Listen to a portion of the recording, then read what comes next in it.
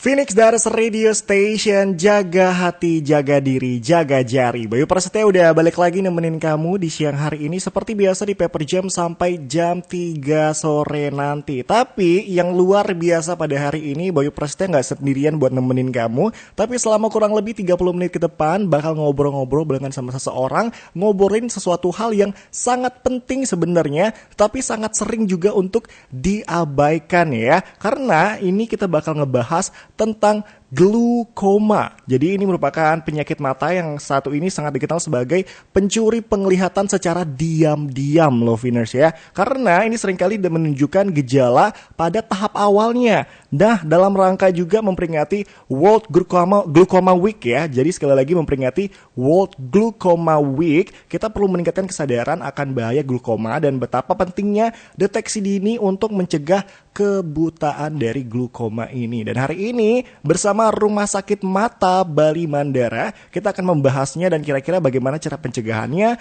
pengelolaannya, dan semuanya akan dibahas bersama Dr. Ide Ayu Putri Widyastuti, M. Biomed SPM. Selamat siang, dokter. Selamat siang, Bayu. Selamat siang gimana? Vina. Sehat? Apa kabar? Sehat. Sehat dong. Udah ketemu lagi loh kita ya. Betul. Orang yang sama lagi ya. Ketemu lagi. Kita di jam yang sama, di rangkaian yang sama juga. Dokter Putih, tapi sebelumnya mengenai tentang glaukoma. Mungkin Viners ada beberapa yang masih awam dengan glaukoma ini. Boleh dijelaskan mungkin secara singkatnya glaukoma ini apa?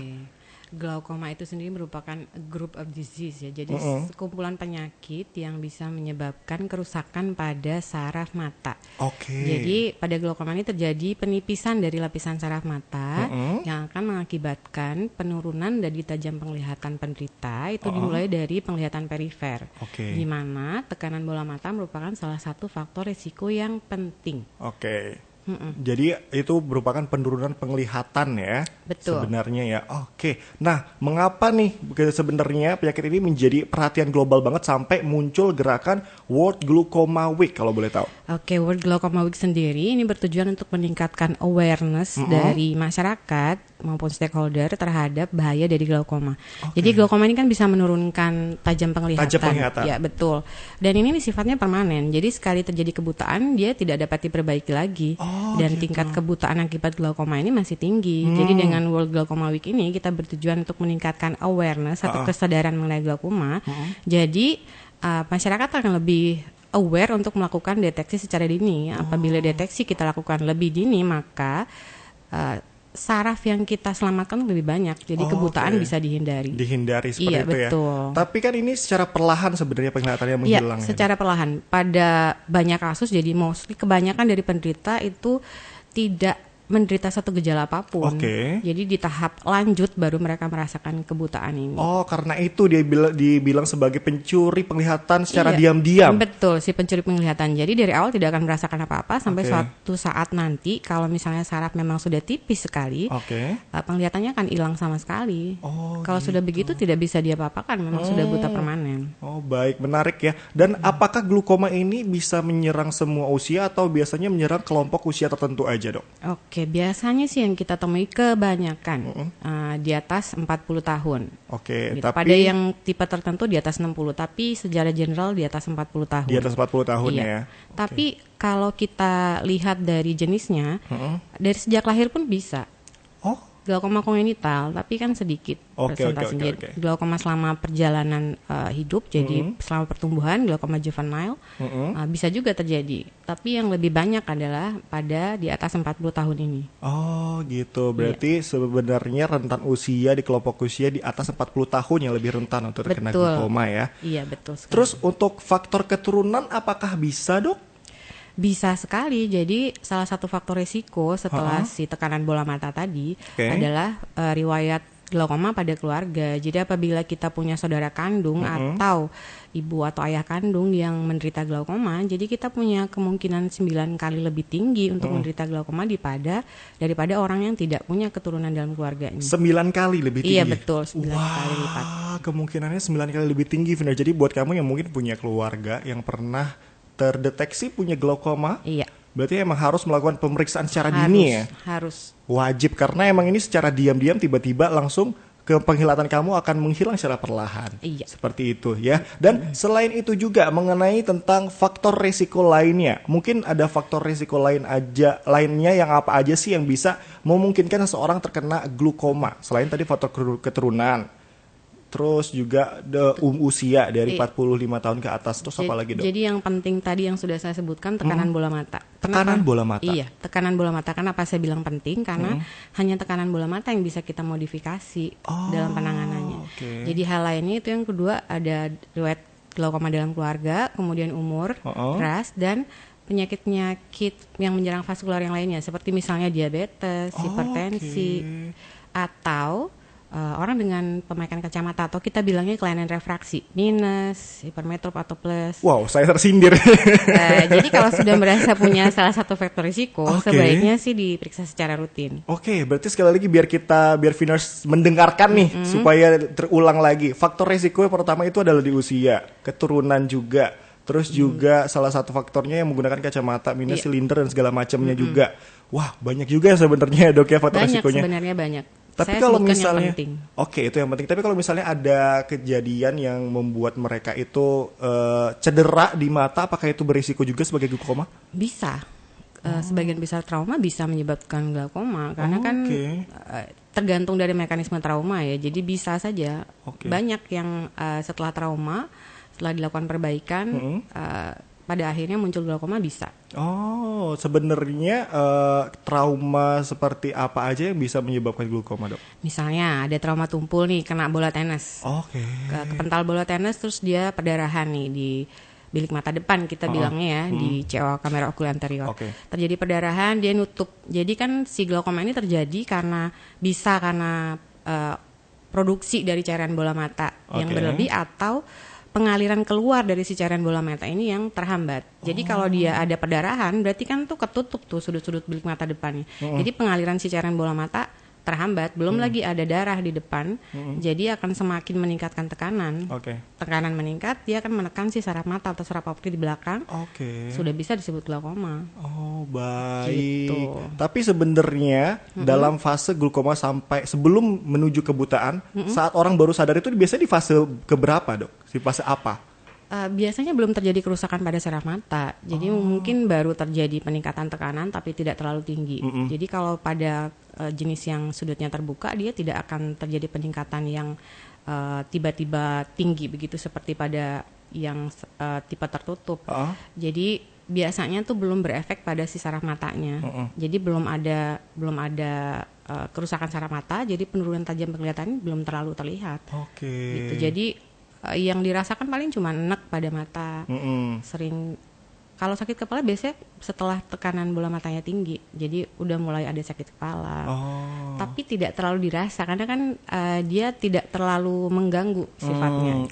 Oke. Biasanya dikasih obat juga udah selesai masalahnya ya. Mereka ngiranya kan cuma karena sakit kepala biasa, capek. Sakit kepala biasa ya, Dok ya. Betul. Nah, dan saya juga sempat dengar katanya glaukoma ini salah satu runtutannya yang paling sering orang baru sadar ternyata dia terkena glaukoma saat mereka sudah ada di fase penglihatannya mulai buram dan ada tunnel vision aja yang mereka lihat kayak gitu ya. Iya, jadi kerusakan saraf yang terjadi kan mulai dari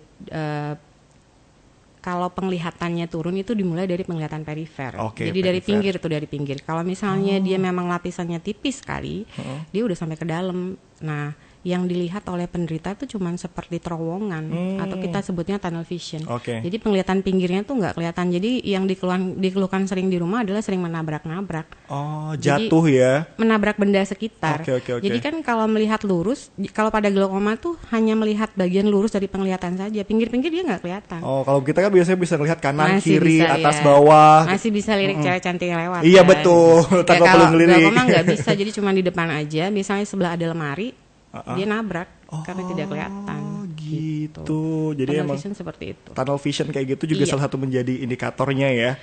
Kalau yang sudah seperti itu sudah terlambat. Udah parah berarti ya. Betul.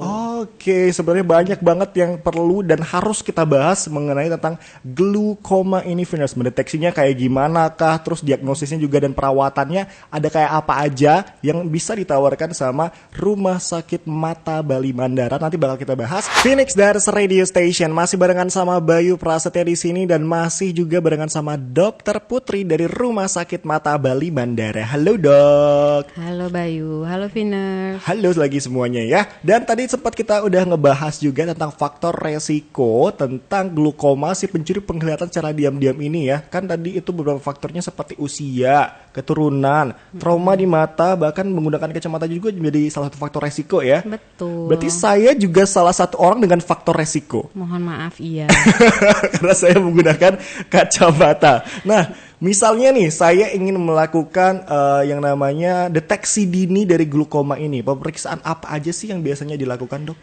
Oke, jadi kalau memang sudah punya faktor risiko, sebaiknya sih pemeriksaan yang saya tekankan tuh secara rutin. Oke. Jadi tajam penglihatan, tekanan bola mata, ditambah saraf mata. Jadi saraf mata bisa dengan scanner ya, nanti di sana ada. Oke. Kita bilangnya OCT, kemudian pemeriksaan lapang pandang. Oh, lapang pandang itu Iya. luas pandangan mata Iya kah? betul, nanti ada alatnya. Jadi seandainya pada pemeriksaan awal belum ditemukan kelainan yang menuju pada glaukoma, Oke. sebaiknya dilakukan pengulangan pemeriksaan lagi. Jadi 1 sampai 2 tahun kemudian harus diperiksa ulang. Oh, begitu. Betul, apalagi yang dalam keluarganya ada riwayat glaukoma itu harus Iya. harus lebih sering lagi ya? bukan lebih sering, harus secara rutin. Secara rutin Iya. ya. Serutin apa sih pemeriksaan glaukoma ini dilakukan, Dok? 1 tahun kemudian diulang lagi. Oke, setiap tahun berarti harus Iya. ada check up untuk mata Iya, ini ya. betul. Oke, berarti serutin itu ya. Nah, setelah diagnosis ada opsi perawatan yang tersedia untuk mengendalikan glaukoma nggak sih, Dok? Oke, glaukoma sebenarnya tidak bisa disembuhkan ya, Oh, harus oke. ditekankan. Itu kenapa kita harus deteksi dini. Jadi penanganan harus dilakukan lebih awal. Jadi saraf yang dipertahankan lebih banyak. Perawatannya bisa dengan medikamentosa, obat-obatan. Obat-obatan. Jadi satu dengan obat-obatan, yang kedua bisa dengan laser, yang ketiga bisa dengan tindakan operasi. Jadi semua tindakan ini tujuannya sama, itu untuk memodifikasi si tekanan bola mata. Oh, Jadi supaya- tekanan bola mata diturunkan, harapannya biar si saraf yang sudah rusak ini tidak semakin rusak karena tekanan bola mata yang tinggi. Karena sekali lagi tidak dapat disembuhkan kalau sarafnya udah rusak ya. Jadi memang glaukoma seperti penyakit yang lain seperti diabetes. Jadi kan memang tidak bisa disembuhkan, Betul, hanya betul, bisa betul. dikontrol. Dikontrol Jadi aja ya. dikontrol biar tekanannya sesuai target normal gitu. Oke, baik. Nah, mungkin ada nggak sih, Dok, pola hidup yang harus kita terapkan supaya mengurangi resiko terkena glaukoma ini? Oke. Kalau pola hidup sih, kalau saya bilang sih pola hidup seimbang aja ya.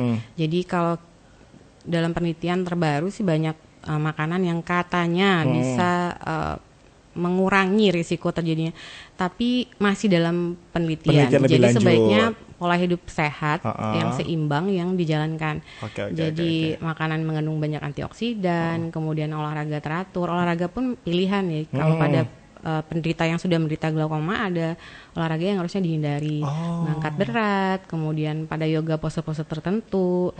Pada penderita glaukoma. Glaukoma Iya, yang sudah tidak pada terdeteksi yang glaukoma normal. ya? Iya, Oke. bukan pada orang normal. Jadi pada orang normal cenderung tidak menyebabkan peningkatan, tapi Oke. pada penderita glaukoma dikatakan bisa. Kemudian istirahat yang cukup, menghindari stres, alkohol dan merokok seperti biasa. Pola hidup yang sehat. Pola hidup yang sehat harus Seimbang, diterapkan dan betul. seimbang ya.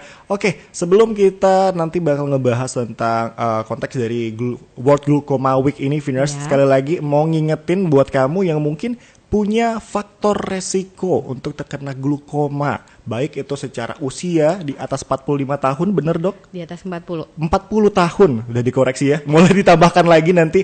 Terus juga keturunan buat yang orang tuanya mungkin punya glaukoma juga, punya riwayat glaukoma di keluarganya, terus punya riwayat trauma mata juga, entah itu kena shuttlecock kah atau mungkin kena bola tenis kah, itu boleh diperiksakan ya. Dan menggunakan kacamata juga itu menjadi salah satu faktor resiko untuk kamu terkena glaukoma ini. Jadi sangat-sangat penting untuk untuk yang namanya melakukan deteksi sejak dini, melakukan deteksi secara rutin setiap tahunnya ya, betul dok ya? Betul. Setiap tahunnya yang wajib kamu lakukan untuk mendeteksi glukoma ini, karena sekali lagi glukoma ini tidak bisa disembuhkan ya, dan juga harus kamu cek secara rutin karena diam-diam bisa menghilangkan penglihatan kamu, betul dok? Betul. Ada yang pengen ditambahkan lagi nggak dok? Nanti kalau saya bilang tidak bisa disembuhkan itu semakin menakutkan. Oke. Jadi yang bisa dicegah itu adalah kebutaan akibat glaukoma. Oh, jadi mencegah rame-rame kebutaannya. deteksi dini untuk biar bisa mencegah kebutaan akibat glaukoma. Jadi bisa ditangani nih, memang tidak bisa disembuhkan tapi bisa ditangani, jangan Oke. sampai jadi buta. Gitu. Jadi dikontrol. Oke, dikontrol tuh Viner sekali lagi ya. Nah, mungkin di akhir ini dok, ada yang pengen dokter sampaikan nggak untuk Viners yang lagi dengerin, terutama dalam konteks peringatan World Glaucoma Week ini? Oke, jadi bagi Viners yang memang sudah tahu punya faktor resiko, jadi coba nih dilihat-lihat nih, pakai kacamata enggak, terus di keluarga ada riwayat enggak. Jadi kalau bisa, bukan kalau bisa ya, harus melakukan pemeriksaan mata secara rutin. Oke. Jadi diperiksa aja dulu datang, kalau misalnya memang tidak ada ke arah glaukoma, nanti bisa diulang setiap tahun. Oke. Jadi dengan semakin dini kita deteksi, semakin banyak yang bisa kita lakukan untuk mencegah akibat dari glaukoma ini. Glaukoma ini. Betul. Baik, terus sekali lagi Viners, apalagi dalam rangkaian World Glaucoma Week ini, Rumah Sakit Mata Bali Bandara punya yang spesial untuk kamu, dan mereka itu bisa melakukan cek mata gratis. Betul dok ya? Betul. Cek mata gratis yang bisa kamu ikutin dari tanggal 10 sampai tanggal 14 Maret. Yang which is adalah 2 hari lagi. Iya. Hari ini masih bisa karena masih sampai di jam 2 siang. 1 jam lagi kurang lebih. Jadi buat kamu yang pengen cek mata gratis boleh, karena sekali lagi Rumah Sakit Mata Bali Mandara menyediakan cek mata gratis buat kamu untuk mendeteksi glaukoma dalam rangkaian World Glaucoma Week yang bisa kamu lakukan dari tanggal 10 Maret sampai 14 Maret dari jam 9 pagi sampai di jam 2 siang. Informasi lebih lanjutnya juga boleh Viners cek ya. Sekali lagi di Instagram mereka juga boleh di @rsmatabali_mandara. Info layanannya juga boleh banget, boleh dihubungi di 0811399994. Terima kasih banyak dok, udah mau ngobrol sama Bayu hari ini. Ada yang pengen ditambahkan lagi sebelum kita mengakhiri sesi kita? Saya tunggu ya. Saya tunggu. Ketemu sama Dokter Putri langsung Betul, nanti ya. betul. Oke, terima kasih banyak Viners sudah dengerin. Sekali lagi, jangan sampai kamu yang punya faktor resiko mengabaikan faktor resiko kamu, karena tiba-tiba aja siapa tahu ada glaukoma di mata kamu. Jadi selalu jaga kesehatan seperti tema bulanan kita pada bulan ini. Jaga hati, jaga diri, dan jaga jari.